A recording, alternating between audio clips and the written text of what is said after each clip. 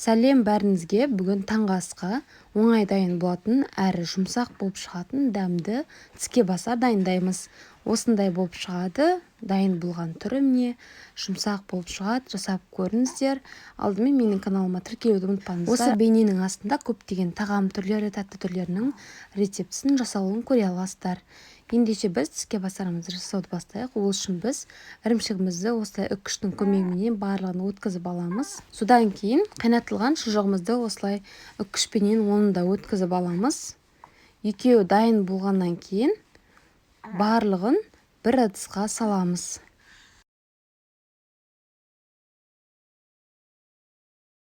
Ірімшікпенен шұжығымызды осылай біркелкі болғанша, бірдей болғанша араластырып аламыз жақсылап. Содан кейін бізге қатпарлы қамыр қажет болады.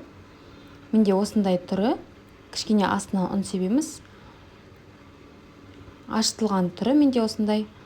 Алдын ала тоңазытқыштан шығарып қойып, енді осылай жаямыз. Өте қатты жұқа қылып та жаймаймыз, орташа көлемде жайып. Жаңағы дайындап қойған салмамызды ішіне саламыз. Менде осы қатпарлы қамырдың ішінде 2 данасы болды. Салмасы да теңде 2 бөлікке бөліп салдым. Осылай барлығын бірдей етіп жайып шығамыз.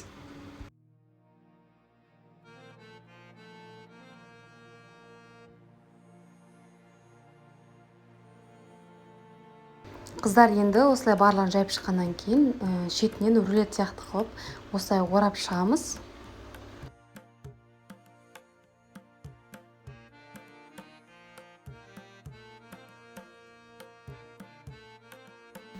Орағаннан кейін өткір пышақпенен осылай барлығын бірдей етіп бірнеше бөліктерге бөліп шығамыз. Жасалу жолы оңай, жасап көріңіздер, көп уақытыңызды алмайды. Барлығын осылай бөліп болғаннан кейін енді оқтаудың көмегімен дәл осылай көріп тұрғандағыдай бейнеде үстінен оқтауменен бірнеше басып шығамыз.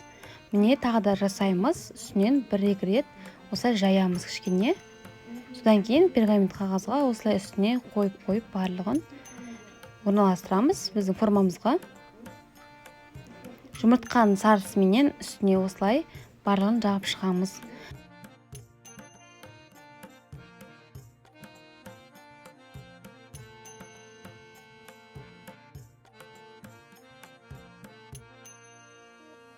Қызып тұрған пеште 180 градуста 20 минут қызарғанша пісіріп алатын боламыз. Не қыздар, біздің тіске басарымыз дайын болды. Осылай кішкене қызарып шығу керек. 20 минуттан кейін пісіп шықты. Жасап көріңіздер, балаларға ұнайды. Достар, менің каналыма тіркелуді ұмытпаңыздар. Осы бейненің астында көптеген тағам түрлері, тәтті түрлерінің бейнелері бар. Көріп, қарап, жасап көрсеңіздер болады.